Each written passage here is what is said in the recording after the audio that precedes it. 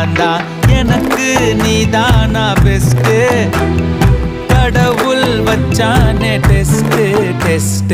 மாசம் வச்சே ஓவரா, இதுதான் லவ் ஃபீவரா. நான் என்ன பண்ணுவேன் நீயே சொல்லு ஈஸ்வரா. என் நெஞ்சில் பூந்துக்கிட்ட இப்ப நான் மாட்டிக்கிட்டேன்.